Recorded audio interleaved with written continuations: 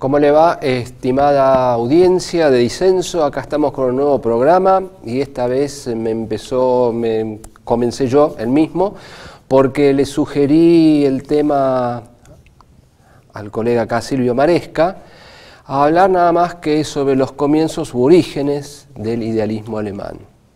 Entonces se me ocurrió traer un escrito de este libro, que aparece en los escritos de juventud de Hegel, que es, en este libro precisamente aparece el primer programa de un sistema de idealismo alemán.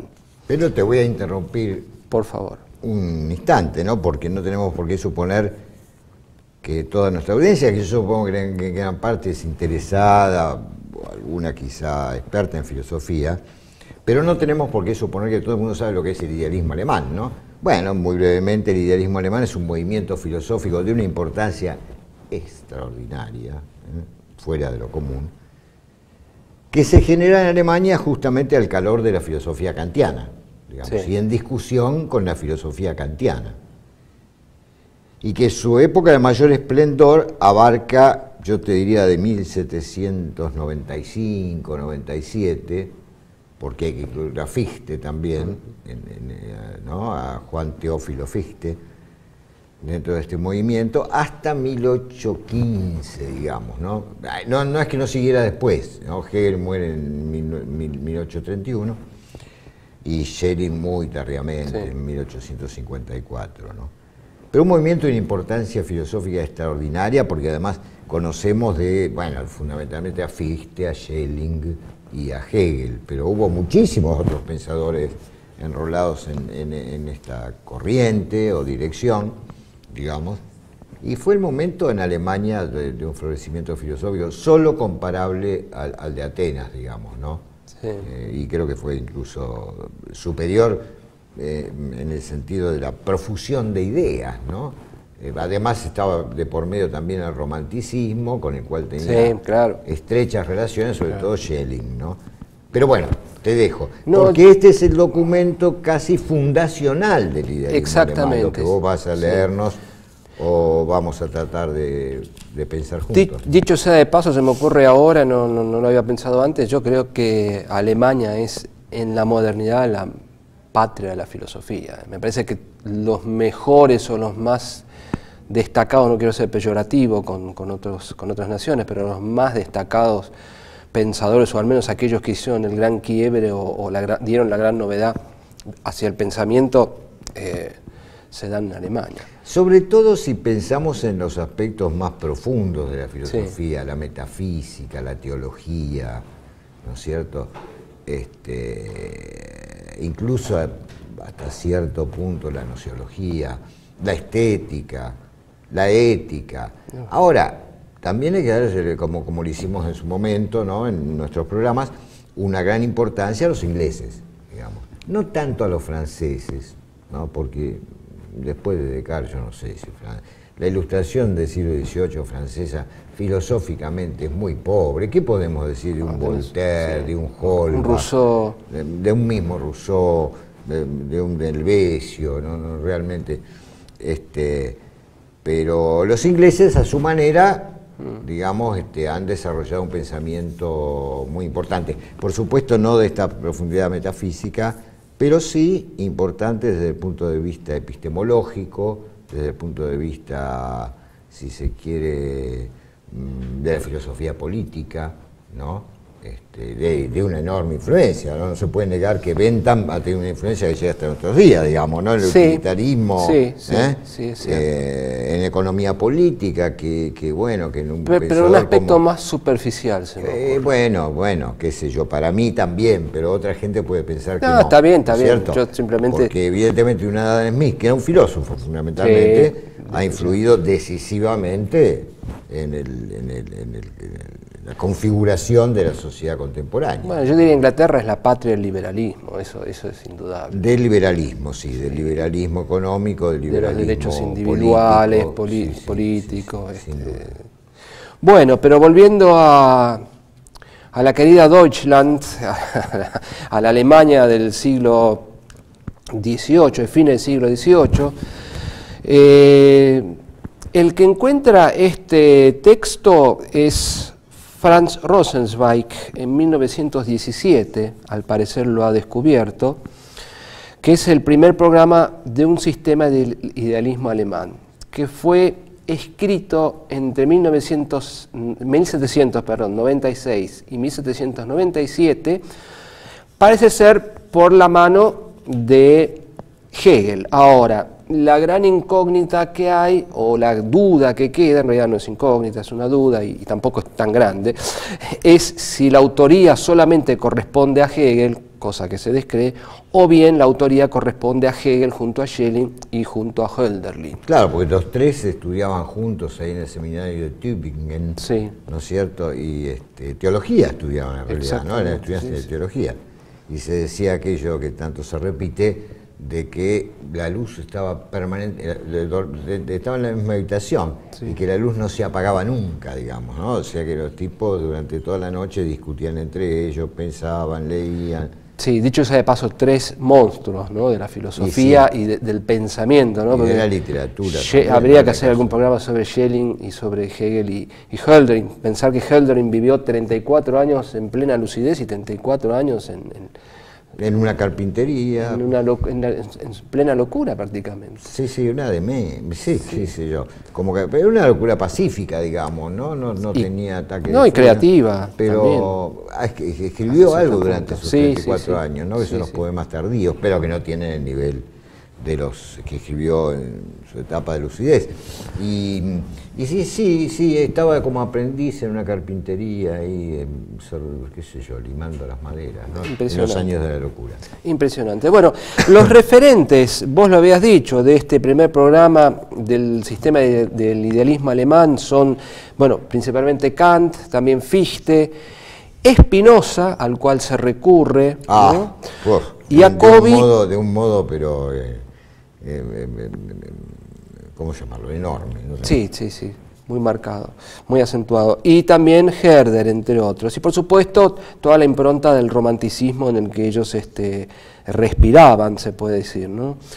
Yo lo que quería hacer, si te parece bien, es como el texto es corto, ¿sí? Y está en este texto de los escritos de juventud de Hegel, es leer partes y comentarlas. Pero ¿cómo no? No nos olvidemos que es un texto de filosofía, o sea, tiene su grado de dificultad, pero bueno, no es un texto tampoco tan complejo como serán los posteriores de Hegel. Sí, eso de Schelling mismo, ¿no? O de Schelling. Tampoco es nada sencillo de leer. Claro, pero que ya se necesita más gimnasia o entrenamiento, pero acá esto lo podemos ir leyendo. Unos chicos, ¿qué edad tenían? 20 y pico. 20 y pico, Schelling creo que era más joven. Sí, Schelling 18, 19. Sí, exacto. Empezó, sí. Y tuvo un momento de lucidez también, de creatividad, y después medio como que tuvo etapas también, ¿no? Sí. Es muy interesante, es interesantísimo Schelling. Para mí el más grande, me estoy yendo un poco el tema, pero para mí el más grande pensador. Incluso, mira lo que te voy a decir, superior a Heidegger, se me ocurre. Capaz de decir fue un poco oscurecido por Hegel, ¿no? Sí. Y en nuestro idioma castellano es poco estudiado, porque además ha sido mal traducido, poco traducido y mal traducido. Sí, y Hegel oscurecido a su vez por Marx y después oscurecido o mal interpretado por Fukuyama y bueno, toda esta gente que Koyefa antes. Sí, pero no sé si ha sido tan oscurecido Hegel, ¿no? Como Schelling. Bueno, es todo un tema para y el mismo Fichte, el cual habría que hacer una gran reivindicación. Sí. ¿No? Porque Fichte no se termina en el Fichte que critica Hegel. Hegel critica la primera doctrina de la ciencia, claro, que es de 1794, creo que yo, y después no lo leyó más. Sí. Y la evolución que va siguiendo, muere en 1815 Fichte. La evolución que va siguiendo es interesantísima. Termina en una filosofía de la religión también, como Schelling, pero menos delirante, diría yo, ¿no? Bueno, porque si no nos da el tiempo, voy a empezar a leer algunas cosas. Empieza con puntos suspensivos, dice, una ética, puesto que en el futuro toda la metafísica caerá en la moral, de lo que Kant dio solo un ejemplo con sus dos postulados prácticos, sin agotar nada. Esta ética no será otra cosa que un sistema completo de todas las ideas o, lo que es lo mismo, de todos los postulados prácticos.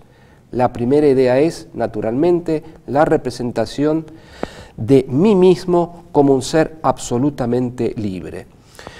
Bueno, empieza a hablar... ¿Qué influyó por Kant, que estaban todos? Claro, eso es lo que te iba a comentar. ¿Qué influyó por Kant? La influencia de Kant... Kant... Hace tiempo que ese documento no lo leo, pero, digamos, es notorio desde el comienzo, digamos, ¿no? Sí, la influencia de Kant y este legado de Kant de una razón dividida en dos partes, claro, en la teórica y en la práctica, claro, donde se da la primacía a la práctica, a la acción ética.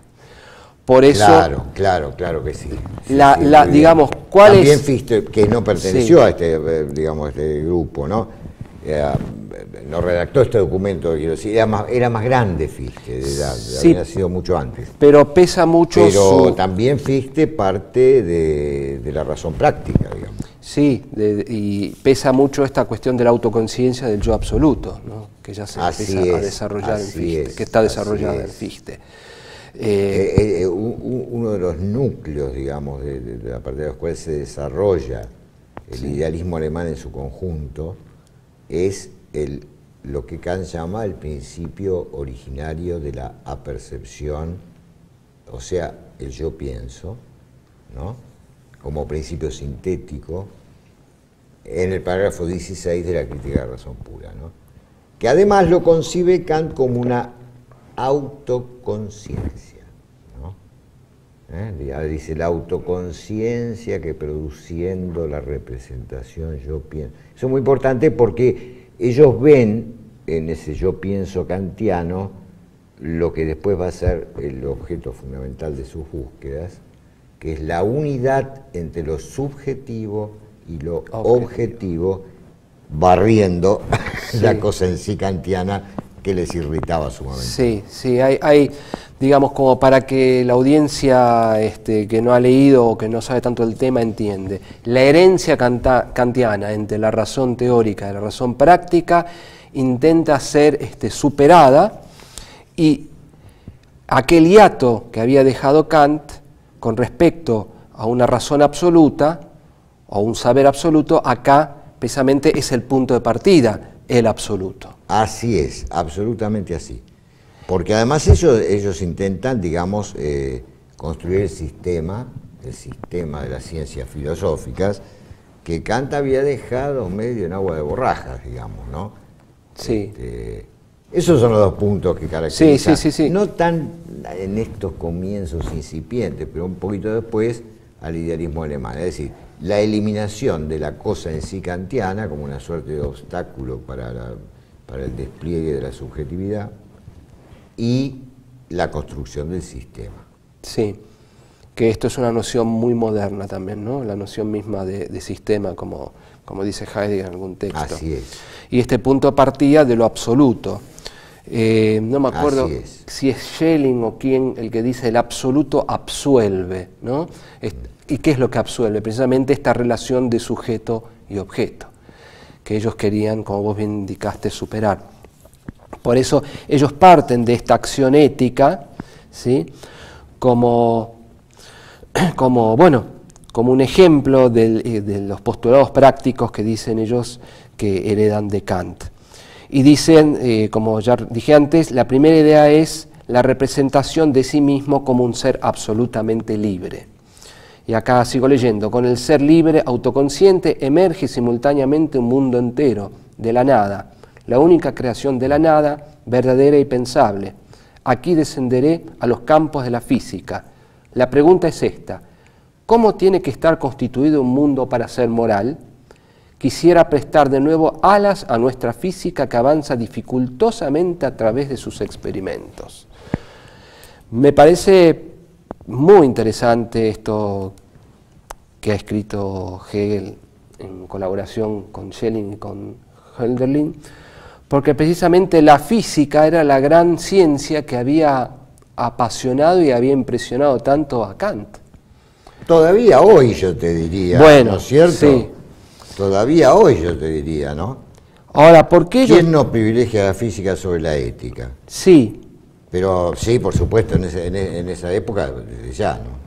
Ahora, ellos dicen, quisiera prestar de nuevo alas a nuestra física que avanza dificultosamente a través de sus experimentos. Y sigue diciendo un poco más sobre el tema. Así, la filosofía da las ideas y la experiencia provee los datos. Podremos tener por fin aquella física en grande que espero de las épocas futuras. No parece como si la física actual pudiera satisfacer un espíritu creador tal como es o debiera ser el nuestro.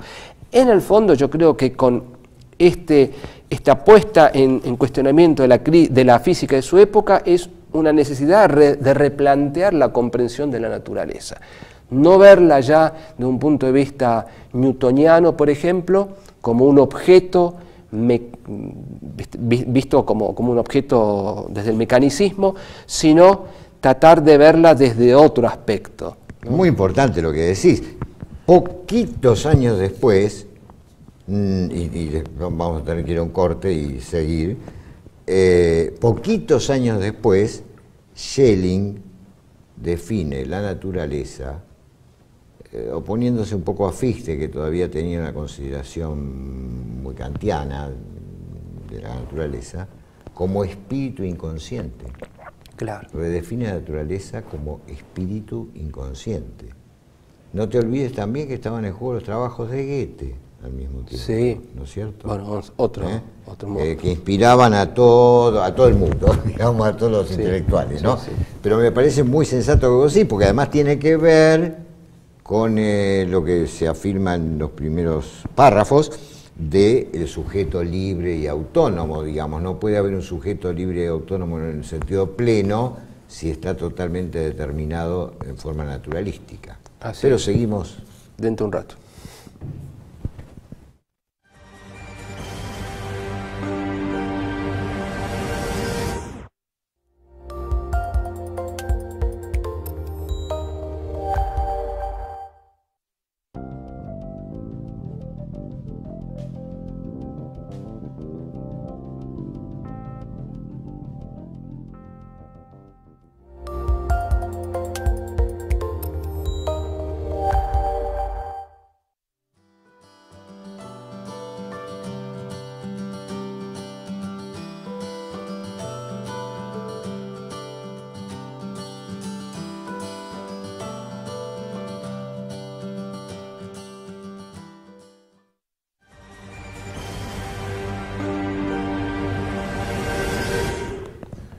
Bueno, acá estamos con Silvio Maresca hablando sobre nada más y nada menos que el primer programa de un sistema de idealismo alemán y tratando de indagar, de ir metiéndonos en este complejo tema y apasionante tema del idealismo, que de algún modo me parece que el idealismo alemán lo que intenta es superar ya la modernidad, como posteriormente lo hará, o ya en nuestros tiempos lo intentará hacer, no sé si con éxito, la llamada posmodernidad.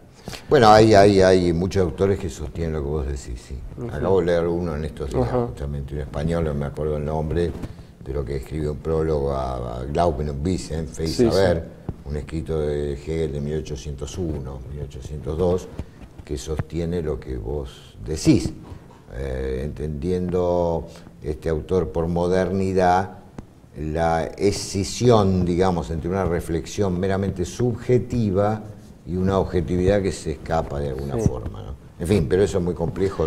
Sí, pero yo digo para darle la importancia que se merece esto, ¿no? Porque uno en general muchas veces lo pasa muy por arriba, el idealismo, y ya se mete con otros Claro, pero además autores. la palabra idealismo tampoco... Muy desprestigiada. Sí, desprestigiada y no representa mucho, porque primero que acá no se habla de un idealismo de los ideales, No, por supuesto. ¿no? Y después que es idealismo en el sentido de que le da un papel dominante, decisivo a la subjetividad humana y posthumana quizá, ¿no? Pero por eso, digamos, pero toda la gran filosofía moderna es idealista. ¿O qué? ¿O qué es el materialismo? ¿Qué es el materialismo? No, es una rebelión precisamente. ¿Pero qué es el materialismo? Bueno, decir que la realidad es átomo, cuando en realidad la realidad no es átomo. Nada, dejémonos de pavadas. No, incluso... Como yo digo a mis alumnos, materialismo, no, no, incluso el materialismo más lúcido toma la dialéctica que es el de Marx, toma la dialéctica hegeliana y la da vuelta, o sea que es dependiente. Sí, bueno, alguna vez lo hemos hablado, Marx no es materialista, utiliza ese término para contraponerse a ciertos aspectos de la filosofía de Hegel, pero nada más que eso, ¿no? Bueno, ¿qué tiene el capital de material? Nada. Acá. De hecho, si es un producto social, ¿de material en qué sentido? Bueno, sigo con el texto. Queda claro que no somos ni materialistas y en el programa anterior quedó claro que tampoco somos ateos. No. En esos dos aspectos. Antes de eso cualquier cosa. Antes de eso libertino, cualquier cosa. Antes de ateo. Bueno. Acá con algunos muchachos nos gusta el paganismo también. Y a estos pensadores que estamos analizando, más vale que les atraía el paganismo, ¿no? Porque ellos trataban de hacer una conjunción entre paganismo y cristianismo, porque no podían abandonar. Son parte de quienes generaron en Alemania esta fascinación por lo griego, ¿no? Y por el Estado griego, por la polis griega, ¿no? Sí, es que hay una tensión muy interesante entre el paganismo y el cristianismo. Me parece que no se puede pensar el cristianismo sin el paganismo y viceversa. Hoy en día al menos. Absolutamente de acuerdo contigo. Absolutamente. Porque el cristianismo se fue gestando históricamente en una constante dialéctica o lucha con el paganismo. Y hoy por hoy no estaremos en una suerte de neopaganismo cristiano, digo, ¿no? Sí. O post-cristiano, que ya no va a tener nunca la misma característica del paganismo antiguo, ¿no? No, precristiano. Sí, todo este auge. Pero bueno, nos vamos. Sigo con el texto entonces. Son tantos los temas y tantas las cosas para pensar y lamentablemente tan pocos los espacios para hacerlo, ¿no? Bueno, pero para eso estamos. Sigue Hegel entonces con su mano escribiendo: de la naturaleza paso a la obra humana. Con la idea de la humanidad delante quiero mostrar que no existe una idea del Estado, puesto que el Estado es algo mecánico, así como que no existe tampoco una idea de la máquina. Es muy interesante esto porque acá esta es la parte quizás más anárquica de todo este movimiento, la crítica al Estado como una entidad mecánica. Claro, al Leviatán sería, ¿no? Al Leviatán, y a un Leviatán muy... Es una pregunta. Sí, yo pienso que teóricamente sí, pero ellos lo ven en la práctica, este Estado, ¿no? Que posteriormente, si ellos viesen el Estado, lo que pasó en el siglo XX, se espantarían directamente, pero quiero decir... Después Hegel y Schelling y todos estos autores, o al menos ellos dos, le van a dar una mayor importancia al Estado en la cuestión sí, sobre política. Todo el viejo Hegel, ¿no? Sobre todo el viejo Hegel, que pensaba que a través del Estado era posible una recuperación de la polis griega, que siempre estaba allí como la llama Schelling, la bella totalidad ética, y Hegel también la llama así, digamos, ¿no?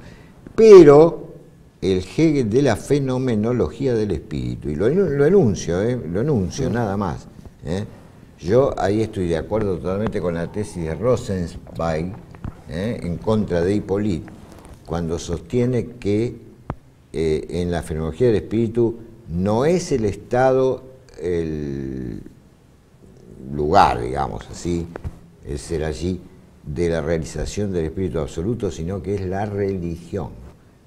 Es la religión cristiana. Es decir, no hay comunidad organizada sin religión cristiana. Sí, esa es la tesis de Rosenzweig, y yo la comparto totalmente por ser un gran conocedor, en mi caso, de la fenomenología del espíritu. No digo de todo Hegel, digo soy un gran conocedor de la fenomenología del espíritu. Claro, e incluso esta crítica al Estado visto como algo maquinal, como una máquina, tiene como, digamos, como ejemplo lo que vos dijiste, la polis griega, que es un Estado orgánico. Claro, ¿no? Claro. Obviamente que no se puede retornar a ese Estado, porque la polis griega sabemos que los ciudadanos eran... Bueno, ellos de jovencitos estaban muy tentados a retornar, Después van aceptando que eso no es posible. Sí, pero... estaban muy tentados, pero también estaban tentados, digamos, también estaban inmersos en el ideal republicano que vino con Kant, y de hecho Hölderlin mismo era un gran republicano, y ellos también. O sea, hay una... con la Revolución Francesa. Claro, hay toda conjunción de ideas que se van haciendo ahí, ¿no? Cocinando.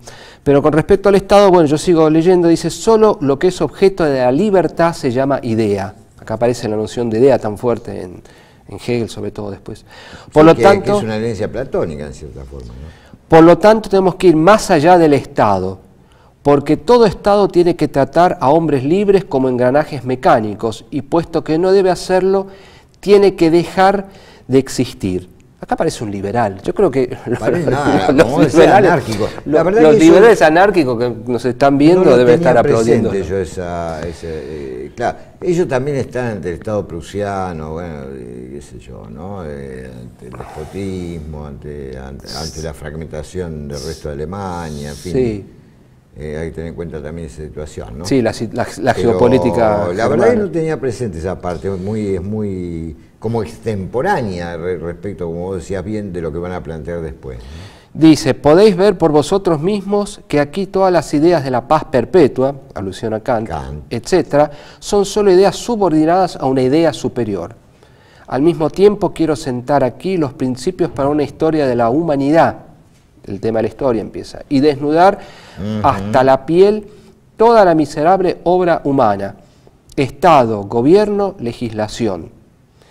Finalmente vienen las ideas de un mundo moral, divinidad, inmortalidad, derrocamiento de toda fe degenerada, persecución del Estado eclesiástico que últimamente finge apoyarse en la razón por la razón misma. La libertad absoluta de todos los espíritus que llevan en sí el mundo intelectual y que no deben buscar ni a Dios ni a la inmortalidad fuera de sí mismos. Buah. No, evidentemente hay una influencia fuerte de la Revolución Francesa, ¿no? De las ideas de la Revolución Francesa en este primer documento, ¿no? Después van a cambiar mucho las cosas, porque están privilegiando la libertad subjetiva en cierto modo, digamos, ¿no? Pero hay un punto ahí, el final que leíste, que es decisivo también, ¿no? Que el idealismo alemán, sobre todo en Hegel, pero también en Fichte, en el viejo Fichte, se proponen suturar, por decirlo así, esta herida abierta entre el más allá y el más acá, digamos, ¿no? Y no sé si realizar el paraíso en la tierra. Yo creo que sí. Idea que después va a ser más popular a través del marxismo, sobre todo el marxismo, con la sociedad comunista. Pero bueno, digo, parece bastante esto, digamos, ¿no? Eso después Hegel, en la fenomenología, esa distinción entre el más allá y el más acá, la va a considerar la enajenación del espíritu. Claramente, digamos, ¿no? Sí, se puede decir... Hay que realizar la libertad y el hombre se tiene que realizar plenamente acá. Sí, a través del hombre, a través de la humanidad, se va realizando el absoluto. Se va desarrollando el absoluto. Es decir, es un absoluto que es trascendente e inmanente a la vez, por utilizar todavía esos términos. Muy bien, muy correcto.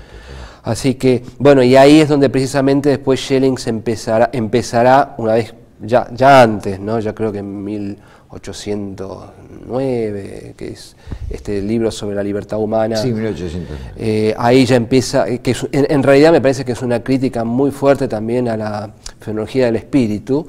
Ahí ya empieza a meterse con la cuestión de la divinidad, del mal, y empieza a alejarse del idealismo, al menos en su forma hegeliana. Es decir, todo esto que ellos plantean acá, después cada uno... No obstante, en ese mismo libro todavía Schelling se declara panteísta. Sí.